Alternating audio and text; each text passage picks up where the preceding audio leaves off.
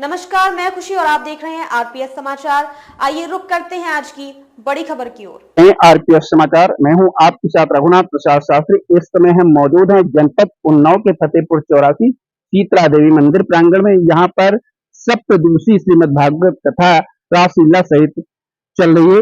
यहाँ पर हम महाराज जी से ये जानना चाहेंगे इस संदर्भ में क्या कुछ कहना चाहेंगे। महाराज जी, अपना परिचय बताते हुए आप ये कथा कैसे आपने शुरू की, कहाँ से आपको ये प्रेरणा मिली, ये सब आप बताएं। महाराज अपना परिचय बताते हैं। पहले सभी भक्तों को राधे राधे, जय श्री श्याम। मैं नीरज तिवारी जगदीशपुर से, और इस क्षेत्र में बड़ा ही स्नेह हम लोगों को मिला।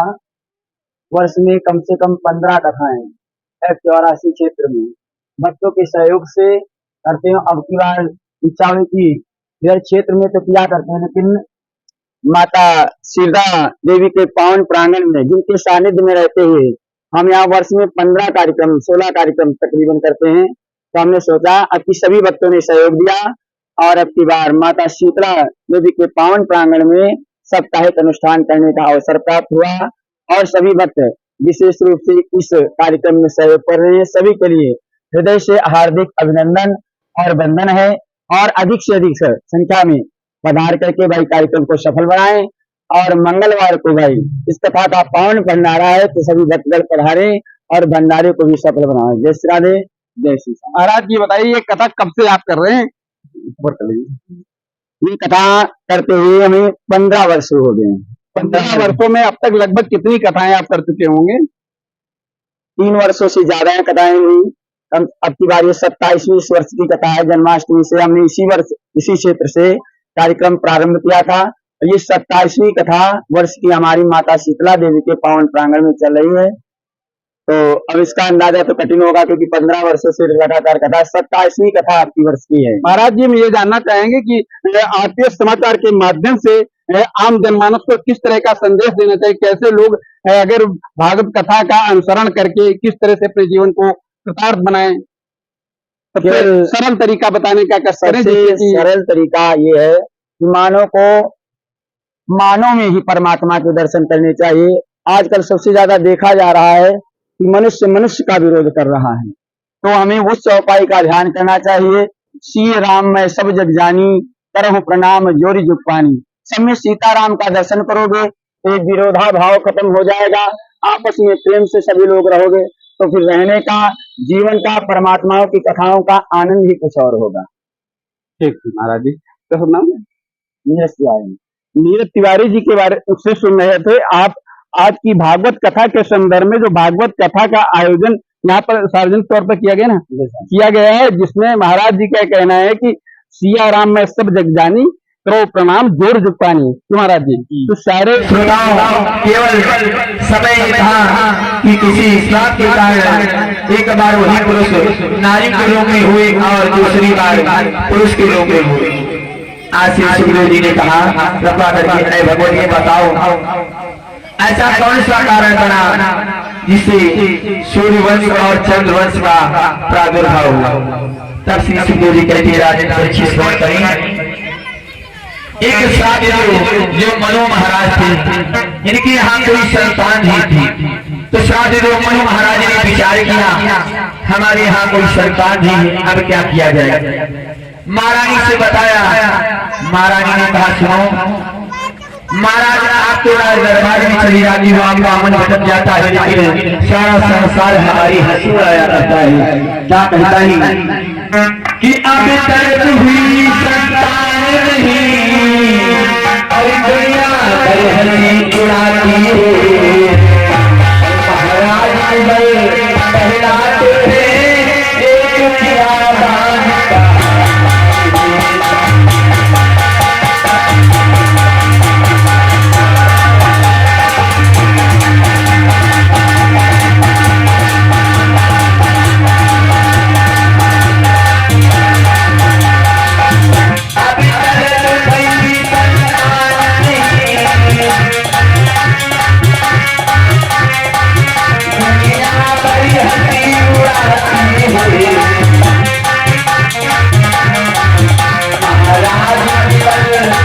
महाराज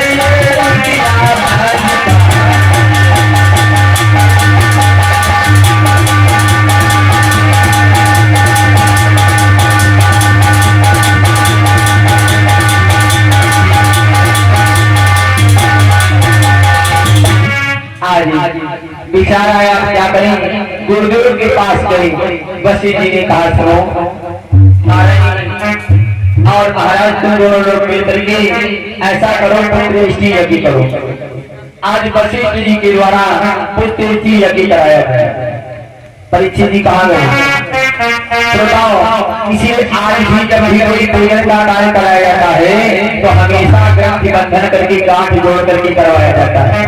अब गांठ जोड़ करके इसलिए कराया जाता है ताकि पूजन के समय तो दोनों में इधर लड़ना हो, क्योंकि इसका वृतांत मिलता है। मनु महाराज ने यज्ञ किया और मनु महाराज जी भी करते समय किसी समय जाने था और जिस समय यज्ञ और संकल्प हो रहा था तो महाराज जी अकेले थे। आज ऋषियों ने पूछा, गुरुदेव ने पूछा बताओ तो यज्ञ किस कारण निमित्त कर रहे हो? क्योंकि जब संकल्प किया जाता है तो सकाम संकल्प में पूछा जाता है कि आपकी क्या इच्छा है। महाराज जी ने कहा सुनो हमारे यहाँ संतान नहीं तो मैं कन्या को चाहती हूँ कि हमारे यहाँ कोई कन्या हो जाए। आज ऋषियों ने संकल्प किया और यज्ञ को प्रारंभ किया। श्रीमान जैसा यज्ञ हुआ आज कन्या का प्रादुर्भाव हुआ और जो ही महाराज श्राद्ध दिवाली श्राद्ध जो कहने लगे ब्राह्मण जी बताओ क्या तुम्हारे विधानों में कोई अंतर पड़ गया? मैंने पुत्र यज्ञ करवाया था पुत्र की कामना के लिए और आपने तो कन्या को कर निकला। वैसे बताते हैं कि बालकों से बढ़कर के कन्याओं का फल है, लेकिन ये बात ध्यान रहे कि कन्या होगी और बालक होगा नहीं तो हमारा सिंहासन कैसे आगे चलेगा? क्योंकि बताया गया है कि भोग ने कहा श्री महाराज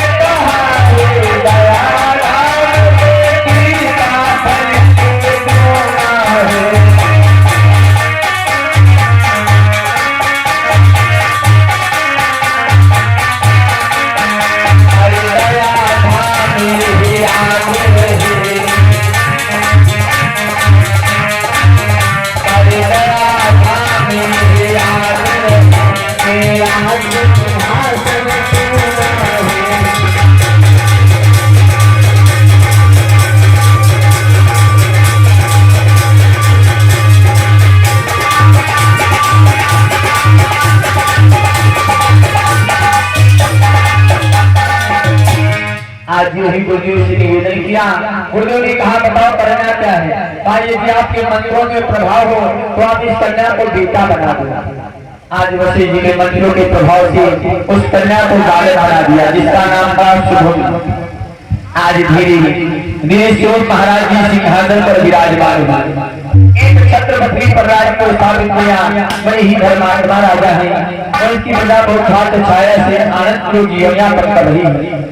एक दिन महाराज ने मन में विचार किया मुझे अपने सैनिकों के साथ शिकार खेलने के लिए जाना चाहिए और शिकार खेलने के लिए चल देते हैं और शिकार खेलते खेलते श्रोताओं कहां पर पहुंची अंबिका बीटी में कहीं जाती है और बताते अंबिका बीटी में ऐसा प्रभाव हो ये मैया गौरी जी का वन है जिस पर श्राप लगा है कि केवल भोले बाबा के अलावा जो भी पुरुष उस बगीचे में जाएगा उस बाग में जाएगा वो नर से नारी बन जाएगा। क्योंकि कहते हैं ना कि अंबिका विपिन में जाते ही और नर से नारी बन जाता है, नर से नारी बन जाता है।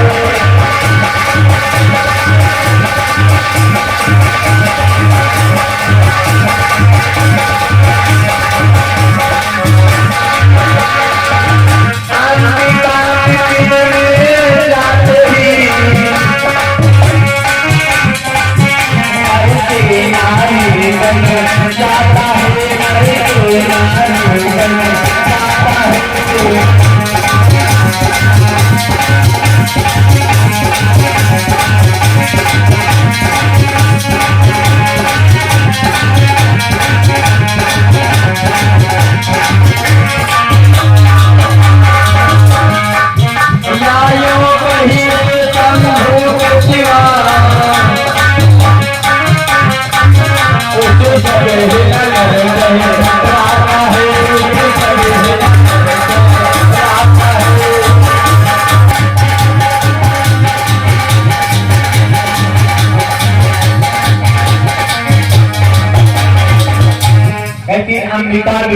जाते ही जो मनुष्य जाता है, जो भी पुरुष जाता है वहाँ नारी बन जाता है।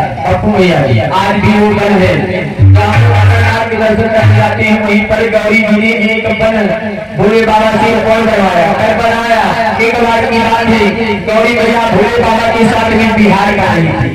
अब तब तक वहां सब ऋषि आए, भैया भगवती ने कहा सुनो बाबा, सारा जीवन हो गया आपसे कहते कहते कोई घर बनाओ, कोई घर बनाओ, घर बनवाया है। और देखो ऐसे ही अपने बाल चले जाते हैं, बताओ हमें सर्व दी। भोले बाबा ने कहा जाओ आरती मैं पुरुष के रूप में नारी बनकर के यहाँ पर बच्चों का पालन पोषण कर रहा हूँ। बड़े ही दुखी हुए गुरुदेव को याद किया, उसी समय गुरुदेव वशिष्ठ आ गया।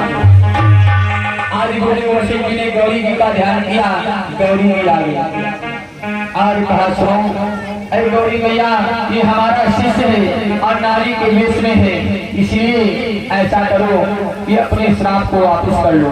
भैया भगवती ने कहा सुनो कि गौरी गौरी साथ में और है स्वामी का अपनी कर सकती नहीं पति से बढ़कर। इसमें भोले बाबा का श्राप लगा हुआ है, लेकिन हम कुछ नहीं कर सकती, तो बदलाव कर सकती है क्या?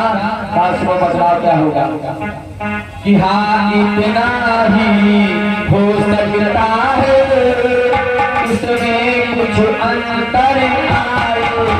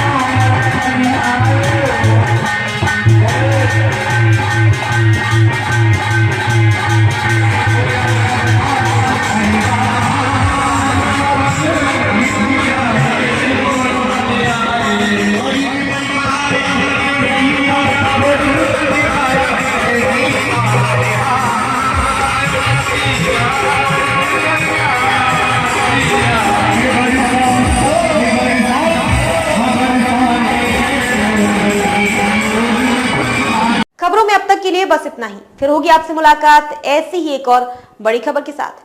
तब तक के लिए नमस्कार और देखते रहिए आरपीएस समाचार। ऐसे ही लेटेस्ट अपडेट्स के लिए हमारे चैनल आरपीएस समाचार को सब्सक्राइब करें और तुरंत नोटिफिकेशन पाने के लिए बेल आइकन प्रेस करना ना भूलें। अगर आपको हमारी खबर पसंद आई हो तो इसे ज्यादा से ज्यादा लोगों तक जरूर पहुंचाएं।